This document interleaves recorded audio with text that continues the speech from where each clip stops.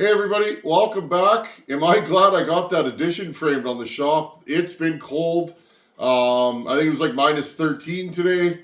I was out on a job site in, inside clothes, and I actually had to warm up a couple times in the truck. So I'm really glad I got that addition more or less done. I did put the roof on it, bundle of shingles, and so the roof is taken care of. I got one more sheet to put on there, and then we can insulate and poly it. And then I could stock that thing full of wood and take those doors off. So, right in the nick of time. Speaking of Nicks, shout out to Nick. Nick is a local guy, and I've run into him a couple times now. He's a good fella. I enjoy chatting with him, and I hope we cross paths again. I ran into him at a store the other day, and we chatted for about an hour. So, anyhow, Nick, good to see you, buddy. What are we doing today? Partner, Pioneer, Poolin. As some of you may not know, this body of saw has been sold under 3 different names.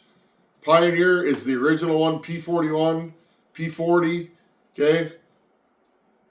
The Partner, P42, and I believe the Poolin 455 are all the same saws. So I've never had a Poolin branded saw like this, but they are out there. I know Bucket has a couple of them. The 655 boost port and other saws like that. I know a couple other guys that have some Poolin branded stuff. So what I did today, friends, I chucked this thing up in my lathe and I trued up the cylinder. This cylinder, friends, was quite a bit out the base with the bore. You will find that sometimes. It's just how they go. It could be any brand of saw. I've had Husky steels that are not, straight with the bore or, not at a 90 with the bore. And this one was quite a bit off, friends. I think I cut about 7 thousandths off the base before I started making full cuts.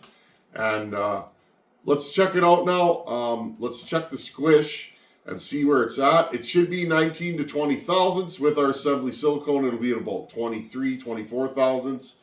It was 33 and a half thousandths without a base gasket stock. So I'll show you guys that. Let's check the squish. And then speaking of boost ports, because we've never done one on the channel, and this type of saw should react really well to a boost port.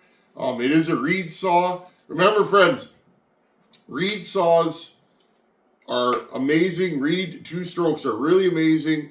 On a regular piston ported saw, 165, somewhere around there, you're going to start spitting back. Some saws are 160, some are 167, 168, but that's it, friends. There's a point of diminishing returns in a piston ported 2-stroke. If you over intake it, you will have usually a saw that's lazy on the trigger, slow to accelerate, a gas hog. It'll be hard to start.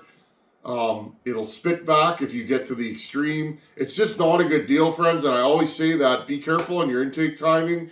You can make a saw that's just a bear to deal with and live with. And what good is that? What good is a saw that's hard to start? Another thing, if your saw is over intake, you'll notice it's not a good idler. They usually get They get to the point where they load up and they die, and you're always twiddling. You got your tuning screwdriver and you're playing with the low jet all the time, constantly. That's a sign you've over intaked your saw or your intake's too wide. When you mess with the intake timing, you mess with how much vacuum the piston is pulling on the case. And same thing, don't go raising those upper transfers too far because, well, if they were here, and then you put them here, well, guess what? Your piston now is not pulling full vacuum until they cover it, versus if they're down here, it starts pulling vacuum here. The more you raise them, the less vacuum you're getting on the case. Does that matter? Some saws don't like that. Some saws do. But at the end of the day, if you have a big intake with lots of intake timing and big, high upper transfers, all those things I described will probably be the case. Anyhow, let's check the squish and let's lay out a boost port. Let's talk about them. What's a boost port? Where should you put one? What is the purpose of it? I can't wait. This is exciting. Okay, we have our cylinder here. I have this solder. I like this stuff. It's electrical solder. It's a little thicker than what you'd normally find. And it's good because, well, all saws that I've ever checked work well with this. It's thick enough. Well, what is it? What is this stuff out of the box? This stuff is 57 thousandths. So if your piston doesn't touch that, well, you're kind of in big trouble. Okay, I'm only going to measure this in one place. I have a nut on the end of the crank. I'll show you guys that. See that? I just go like this. Okay. Bring it back around. I'll do it a couple times. Okay. There you go. We've squished our squish. Weird that they call it squish. That's probably why they do. Okay. Let's measure it a couple places. Okay, that's about where we're at. Now notice this combustion chamber, or this squish band is looser at the edges and tighter as you get closer to the edge. Okay, so make sure when you're checking things, there's the edge of the piston. Okay, friends, we'll be at about 23, 24,000. We're done. That's where I want it. These old saws, things tend to grow a little bit more, and that's just the way to do it. But again, it's bigger as it goes to the combustion chamber. Why? Because they knew what they were doing, those engineers. If your squish band is like this, okay, your combustion chamber's here, think about it. You're squishing that charge and trying to force it in. Well, it's easier to force it in here, okay? So the angle and size and shape of the squish band are all super important. And most people, or a lot of people, say a flat squish band's no good. I agree with that. There are some guys that swear by them. But I think a squish band that's, 3-4 degrees up like this, so that fuel and air could get pushed into there. Okay, so that's where we're at with the squish. A lot of you guys are saying, hey man, maybe you should cut that squish band. And it's like, yeah, why not? I have a lathe. If you don't have a lathe, don't worry about it. You can get absolutely lost in the details. And all these little details often don't matter. Not as much as you'd think. I don't know. Try things for yourself. But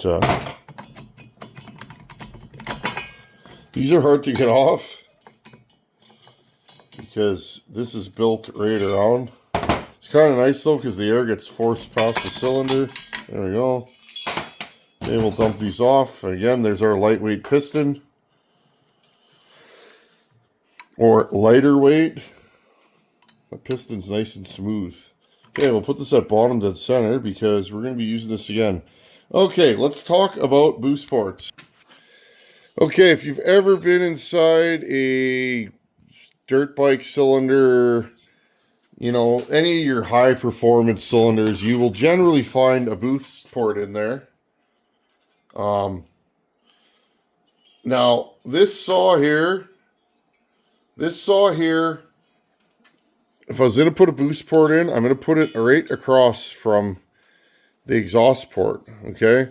And what a boost port does is, well, really, it just sweetens the deal, friends. You got your transfers coming in this way, this way. They sweep across the top of the piston, okay?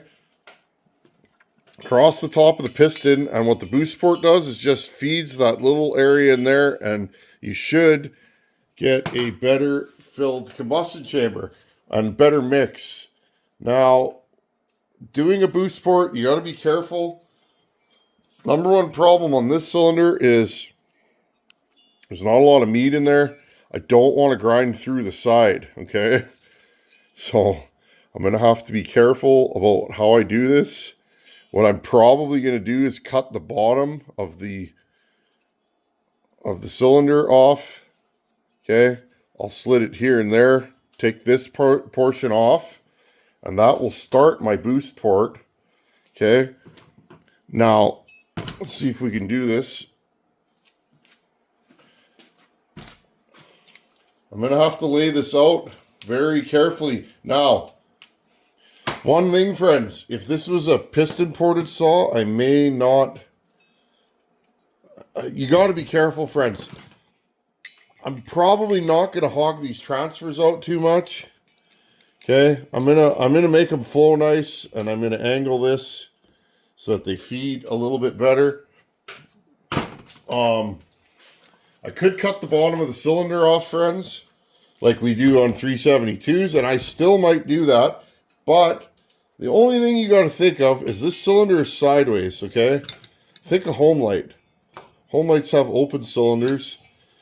When this piston is thrusting in and out of this cylinder, if you cut these completely out, you may get some more wear here because the cylinder is actually going to ride on that gap that you've created. So be aware of that. This shouldn't be bad if I cut just the bottoms off of this. That'll help me flow my transfers. What I do to home lights is I go in right here. I'll move this back over. I'm just trying to show you guys what I do to the old school saws, reed saws, friends. I made my name and my mark by building, sketchy home lights. And the way I get good power out of those home lights is I'll go in and I'll trench this, okay? And I'll cut this back and I'll really open where they feed into the cylinder, okay?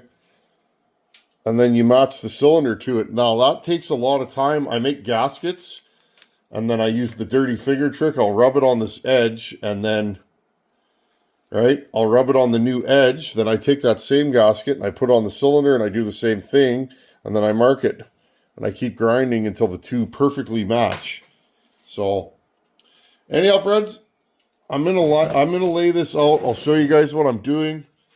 Now, the main thing, where do you want your boost port to open? Well, really, friends, how long's a piece of string? If you read some of the old school two-stroke books, they will tell you want the boost port to open just before.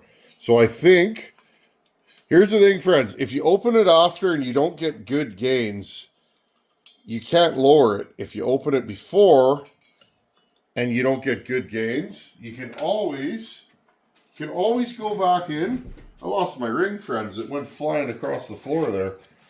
But yeah, if you open it too late, you can't go back in there and fix that. If you open it too early, right? If you open it too early, you can go back in there and raise it a little bit. So I'm going to go maybe 1 degree before the transfers open. Okay. So let's stick this back on here. Again, we're at bottom dead center. And I'm going to go in here and I'm going to move the piston.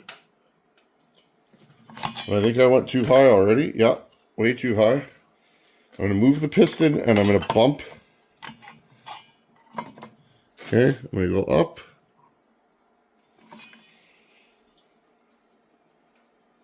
Now, if you look right here, so that's where my transfers are opening.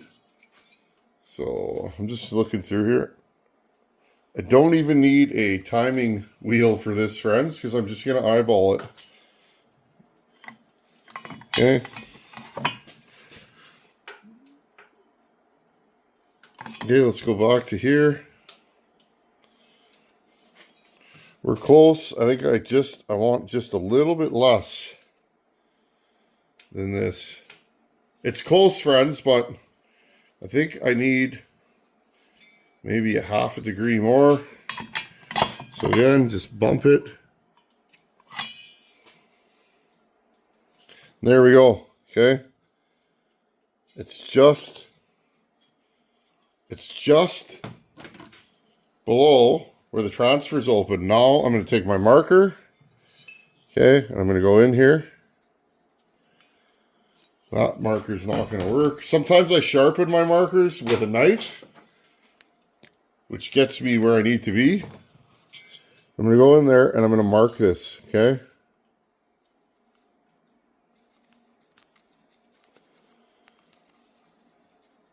And this will give me my idea of where I need to go. Okay, then when that's all dry, I'll go in with a straight edge. This is a precision cut shim, machinist shim that I use in my lathe. I know it's funny, a precision shim. They are though, they're... Okay, and I'll go in here and I'll mark it out, okay? One side and the other side, and I'll get it straight.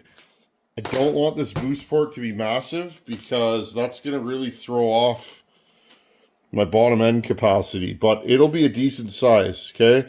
Now, it can't be too deep, so like I said, I'm going to have to cut this and this off. Okay, so look at it now, and I'm going to get to grinding, and I'll show you guys when it's roughed in what it's going to look like. Okay, here's what we got. You guys see that? I went as deep as I felt comfy because, again, you don't want to blow through. And a lot of work to make that. Hope you guys can see. It's tapered. Okay, if this is the cylinder wall, it's tapered in like this. Okay, and then I flared it out a little bit. There's still a little bit of cleanup work to do. I'm just doing this freehand by eye. If you had a milling machine or something fun like that, you could probably cut this in real easy, but I don't got one of those, so just doing this old school. You can see it's pretty symmetrical and it's in the center. Okay. It opens about a degree or two. It's about 2 degrees before the upper transfers. You see that? Upper transfers, boost port. Okay, and again, it's right across. Couple of notes, friends, because I know some of you are probably going to try and do this. I say do it. What's better than doing something? I'd rather do something than watch something. Although I like YouTube, I do watch it, but... Okay, friends, couple of things. Actually, I'll just flip this piston up and down.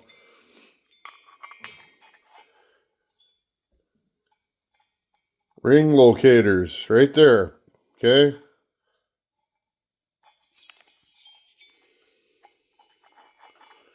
Again, let's line that up with the center seam, okay? Let's do this again, friends. It's getting late, it's time to go in.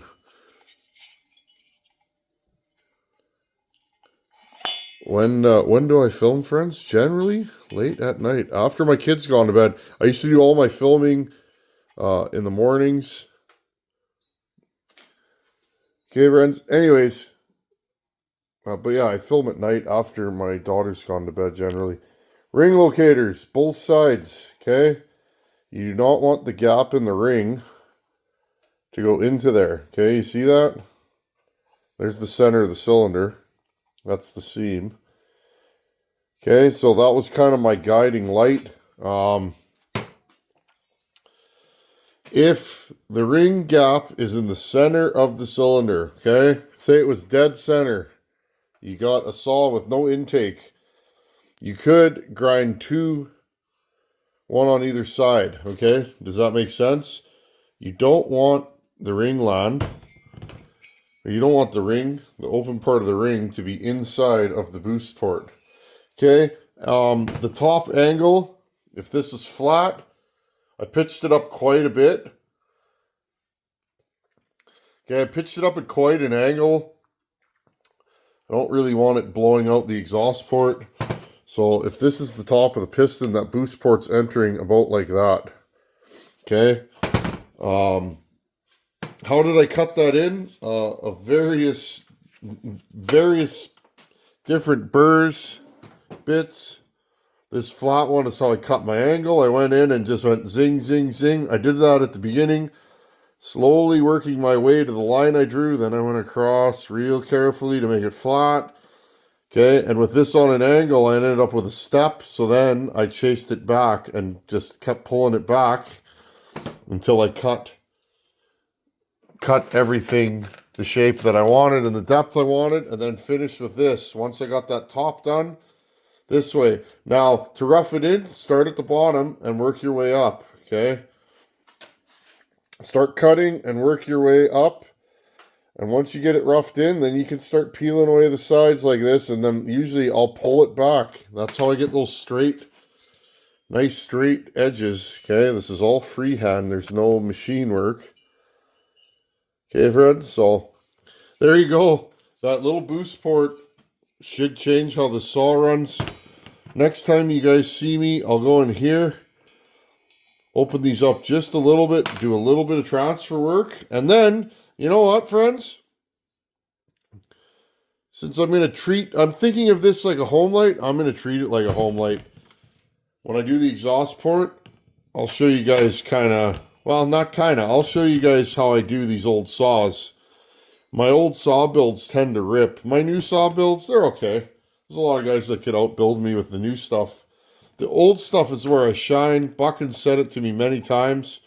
It's because I kind of do the same thing on all the old saws. So when we finish this thing and do the exhaust port, I changed my mind on what I'm doing with the exhaust port. So stay tuned, friends. I'll let you guys know what I'm doing. Anyhow, hope you guys enjoyed that. First time I've done a boost port on the channel.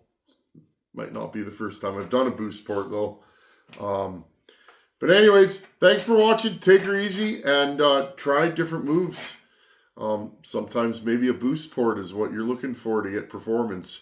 It's not a move I would use on a lot of saws, but on this one, I'm definitely going to do it. I want this thing to absolutely haul the mail, friends. So stay tuned. We got lots more work coming up, and thanks for watching. Take her easy. Later.